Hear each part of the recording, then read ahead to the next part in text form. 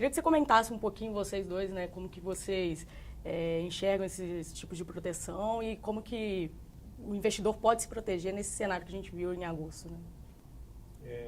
Vou começar. Posso começar? Pode. Manda Tá. Bom, voltando aos bancos centrais, né?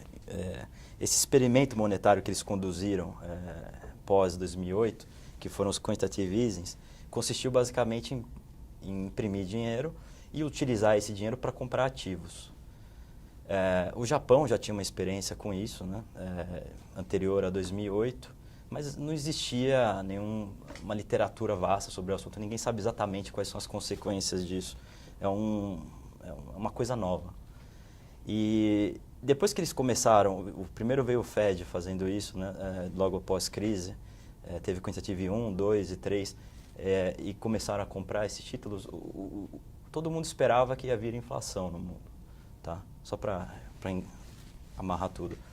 E a inflação nunca veio, tanto quando o Fed fez, o BOJ, o Banco do Japão, ou o Banco Central Europeu, em valores cavalares, juntar todos os bancos centrais dá algo perto de 20 trilhões de dólares que foi impresso e injetado na economia. E muitos dizem que realmente não houve inflação. Eu discordo dessa visão. Eu acho que houve inflação. A inflação apareceu nos ativos. É por isso que hoje a gente vê o novo normal com essas taxas de juros negativas, até países que você nunca imaginaria que poderiam ter taxa real de juro negativa, possuem hoje em dia.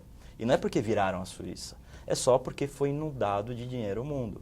E esse dinheiro foi utilizado para quê? Majoritariamente para a compra de títulos soberanos. Mas, por exemplo, o quantitative easing que o Banco Central do Japão fez não foi só títulos soberanos do Japão. Eles compraram também ETFs de ações, por exemplo. Eles compraram também títulos de dívidas corporativas. O Banco Central Suíço também engajou em um tipo de quantitative easing. Hoje eles têm 100 bilhões de dólares em ações do mundo. Eles têm 3 bilhões de dólares em Apple, a última vez que eu vi. Preciso atualizar esse número, mas são grandes detentores de Apple. Eles imprimem dinheiro e compram ações da Apple. Então, assim, é um mundo novo, temerário, na minha concepção. São o quê? 16 trilhões?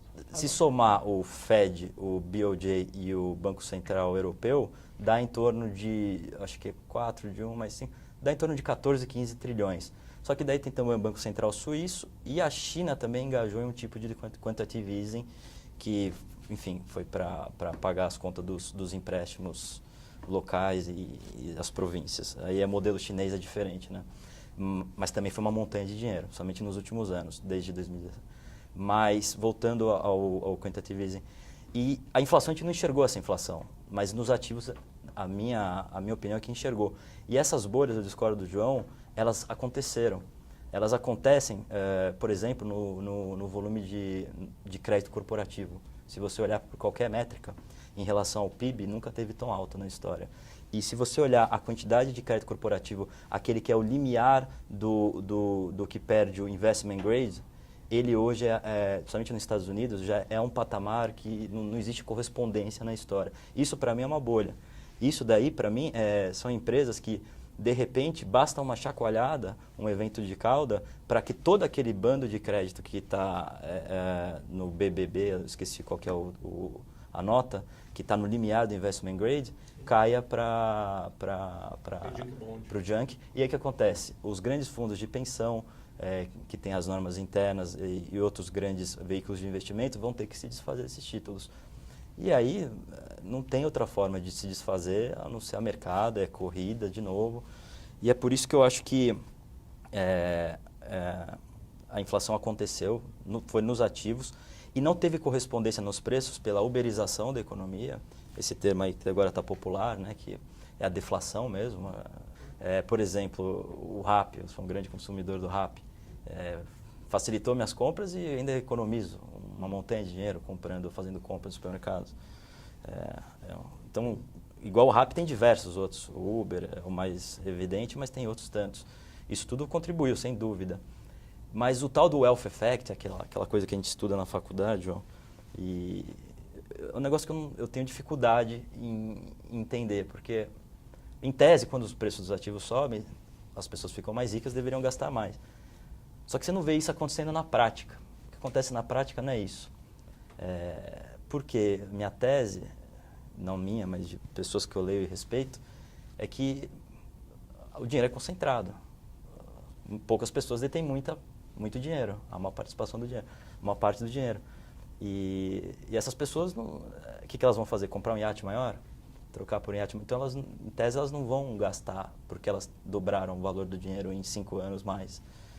Então, esse wealth effect não aconteceu. Então, não aconteceu ainda esse efeito nos preços, tá? E chegamos no ouro, né? Tudo isso aí para chegar no ouro.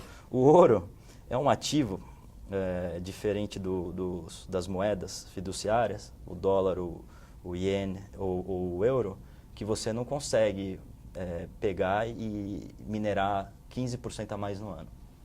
O estoque de ouro mundial é dado e você consegue minerar lá um percentual baixo ao ano. 1%, 2%. A não ser que você descubra uma nova tecnologia, algo que seja disruptivo. Mas não é a realidade hoje. Então você sabe mais ou menos o quanto vai ter de nova quantidade de ouro no mundo. O ouro é usado como reserva de valor há mais de 2.000 anos. Essas moedas fiduciárias, por mais que a gente acredite no dólar, no euro ou no iene, elas têm um banco central engajado nessas políticas que eu julgo temerárias. Eu sou um grande crítico, eu escrevo muito sobre isso. Tenho grandes professores no exterior que escrevem muito bem sobre isso, eu tento me informar com eles. E eu acho que o ouro é uma forma de você preservar esse valor no longo prazo. Porque no final do dia, se você tem uma quantidade de dólar e você imprime no ano 10% a mais, você vai fazer com que o dólar perca valor em relação a algo. Só que estão imprimindo mais euro e mais iene, então o dólar não perde valor em relação ao iene ou ao euro. Ele está ganhando até. Só que eu acredito que o ouro, prata, ativos de reserva de valor, eles têm essa capacidade de preservar valor ao longo do tempo. Então, ainda que a gente não veja inflação de preço, ainda que tudo isso continue só nos ativos, eu acredito que não há muito espaço para a queda do ouro. Porque, em algum momento, as pessoas que estão investidas em fundos de renda fixa, em títulos soberanos, que já estão em menos 1% de 10 anos, menos 0,7%, vão falar, pô, estou perdendo 0,7% se eu colocar o dinheiro aqui hoje ao ano. De repente eu vou colocar no ouro, na prata, comprar obras de arte, investir em vinho, qualquer coisa que preserve valor. E é por isso que eu acredito no ouro. Toda essa volta só para chegar... Não, e nesse cenário, né, até também o João aumentou a exposição em ouro na parte de proteção da carteira. Né? Sim, sim, sim. E nesse cenário, né, de uma crise global, o ouro seria ali a reserva mesmo de valor. Né? É a fuga dos investidores que hoje, vamos dizer, estão alocados